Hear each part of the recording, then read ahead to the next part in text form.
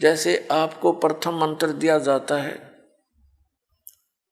इसमें हमारे कमल है, हमारे शरीर के अंदर ये चक्कर बने हुए हैं। चक्कर जैसे एक मूल चक्र है, फिर स्वादिष्ठान चक्र है, जिसको संतों ने स्वाद चक्र बोला है,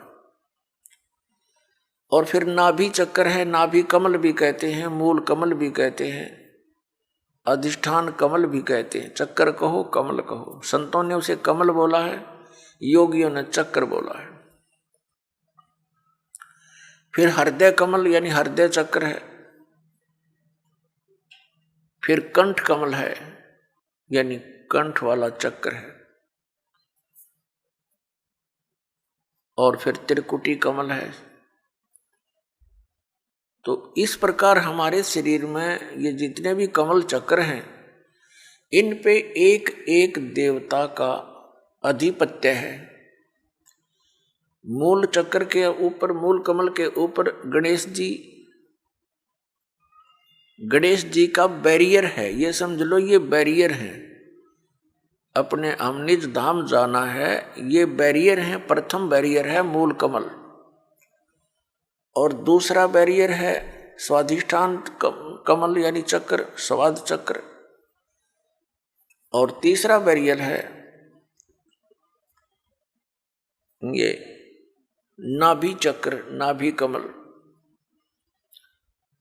तो मूल कमल पर गणेश जी वहां के मुखिया हैं, और स्वाधिष्ठान चक्र रूपी बैरियर के ऊपर श्री ब्रह्मा जी का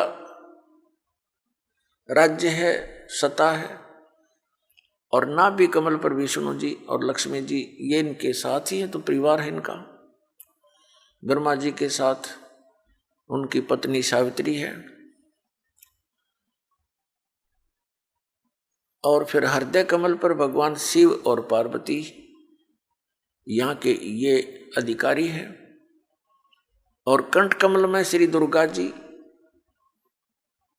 तो इस प्रकार हमने कंठ कमल तक जितने भी ये बैरियर हैं, इनसे पार होने के लिए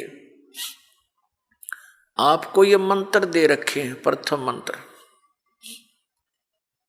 तो इनकी भक्ति कमाई करके आप जब इन बैरियरों के पास निकट जाओगे, तो आपके बैरियर का मार्ग साफ मिलेगा, और आपकी जो कमाई आपने प्रथम मंत्र में इन देवों की जो मजदूरी की है, साधना की है, ये आप वहां इनका टैक्स देते हुए चलोगे। इस प्रकार हमने सतलोक जाने में ये सहयोगी होते यदि हम इस भक्ति पर लगे रहे अंतिम सांस तक। और यदि हम इनसे फिसल गए भक्ति मार्ग से, तो फिर क्या होगा?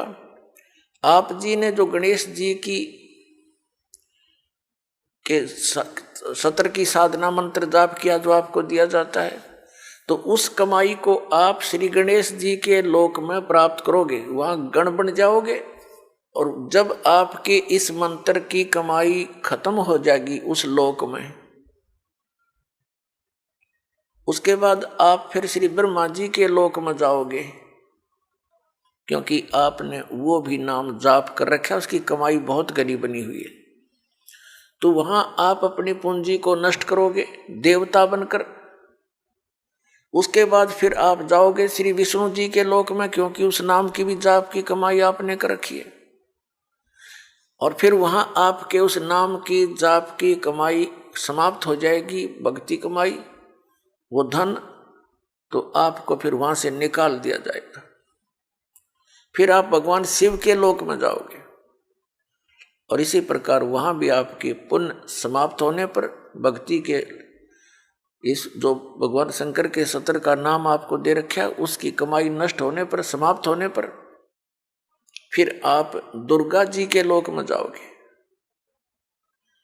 और दुर्गा जी के लोक में जाकर के अपनी इस पुण्य कमाई को फिर वहां नष्ट करोगे। तो इस प्रकार आपको ये पृथ्वी पर नहीं आने देगा, क्योंकि आप इतने पुण्य बन जाएंगे आपके। और पृथ्वी पर आए बिना भक्ति मिले नहीं, और भक्ति मिलेगी इस कलयुग के अंदर। सतयुग त्रेता द्वापर में आप इस भक्ति को नहीं करते, क्योंकि आप स्वयं ही जो साधना कर रहे होते उसे आपको लगता होता है कि हम बहुत सुखी हैं। और फिर आपको जो सतनाम दे रखा है, जो 2 अक्षर का, जिसमें एक ओम मंत्र है, ये ब्रह्म का। पुण्यात्माओं, एक ही जड़ी होती है, उसके प्रयोग की विधि में अंतर होने से उसका गुण बदल जाता है। तो यही समझ लेना कि जो मंत्र आपको प्रथम मंत्र में दिए हैं, वहां उस विधि से जाप करने से उसका गुण वही है। अब इस मंत्र में जो सतनाम बनाकर आपको दिया है, इसकी साधना करने से, इस विधि से इसका गुण अन्य होता, लाभ भिन्न होता है। कई बोली आत्मा, क्योंकि हम युगों युगों से अज्ञान से परिपूर्ण हैं, अब ये तत्व ज्ञान प्राप्त हुआ है तो हम वकील बन जाते हैं उस अज्ञान आधार से। तो उसमें आप जी ने ये सोचना चाहिए, यदि हम विद्वान होते तो हमें यह ज्ञान पहले ही प्राप्त होता। आप विद्वान नहीं, बुद्धिमान अवश्य, लेकिन उस बुद्धि का दुरुपयोग करके आप भगवान से दूर हो जाओगे। इस दास ने जो मार्गदर्शन किया है, ये गॉड गिवन है, ये किसी डूम बाट के गीत नहीं है। तो इसके अंदर आप जी ने बिल्कुल सोचना बंद कर देना चाहिए। उपदेश लेने के बाद, उपदेश लेने से पहले आप बिल्कुल वकील बने रहो, खूब अच्छी तरह निरीक्षण करो हर एक बात का, और तब दीक्षा ग्रहण करो। दीक्षा ग्रहण करके अब यदि गुरु जी के वचनों में आपको अविश्वास होता है तो आपका नाम खंडित हो जाता है, भगवान से दूर हो जाते हो। इसलिए दास सबसे पहले आपको ज्ञान ग्रहण करने के लिए पुस्तकें देता है, सीडी बना रखी है, ये सुनो, देखो, मिलाओ दूसरे संतों से, और जब आपको संतुष्टि हो जाए कि ये मार्ग फाइनल है और सही है, तो दीक्षा लो, अन्यथा मत लो।